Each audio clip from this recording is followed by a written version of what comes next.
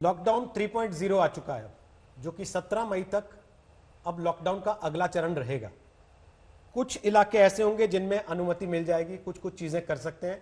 Jones में बांटने का जो प्लान, जिसको आप भी शुरू से कहते रहे कि अलग अलग जोन में अलग अलग गतिविधि चलाई जा सकती है, तो 4 मई से दिल्ली के लोग आपसे ये जानना चाहते हैं कि आप क्या क्या करने की छूट दे देंगे, क्या क्या हो पाएगा दिल्ली में।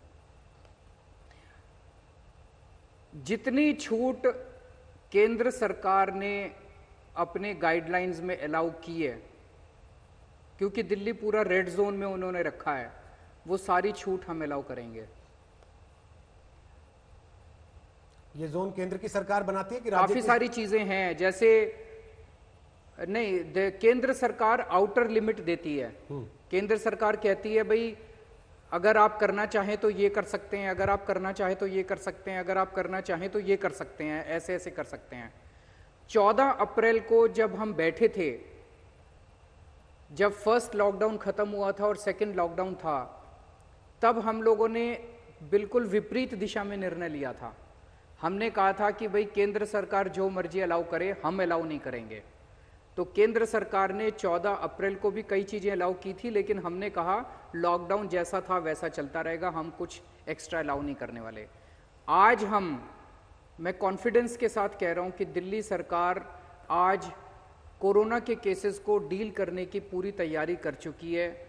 अगर लॉकडाउन खत्म होता है तो हम थोड़े बहुत केसेस बढ़ेंगे, अगर लॉकडाउन खत्म होता है तो उस स्थिति से निपटने के लिए पूरी तरह से आज दिल्ली सरकार तैयार है।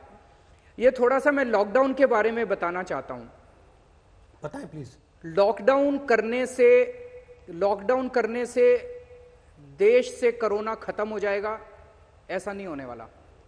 अगर हम सोचें कि किसी एरिया को लॉकडाउन कर दिया, अब इस एरिया के से केस 0 हो जाएंगे और बिल्कुल नहीं होंगे, पूरी दुनिया में नहीं हो रहे, हमारे यहाँ कैसे होंगे?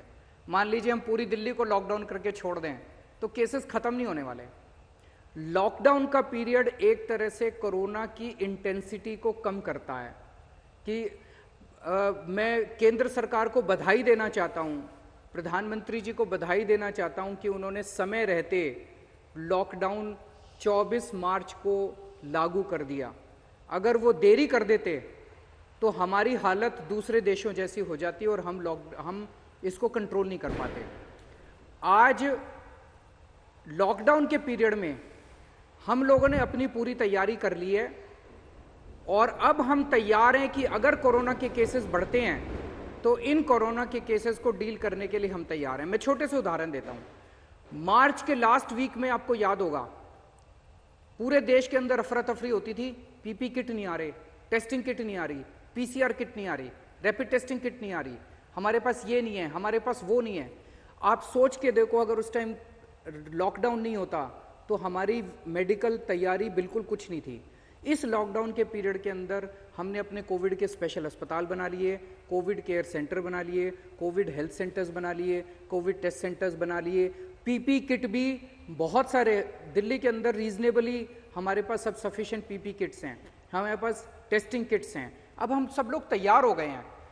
अब मुझे लगता है कि हमें अपनी तैयारी इस तरह से करनी चाहिए कि कोविड के साथ अब जीना सीखना पड़ेगा अपने को।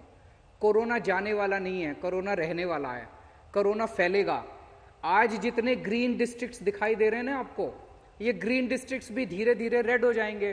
वो कहते हैं एक डिस्ट्रिक्ट में अगर 10 केस आ जाएं, 15 केस आ जाएं तो उसको रेड कर देते हैं, तो ये भी रेड होंगे। कोरोना के साथ जीना सीखना पड़ेगा।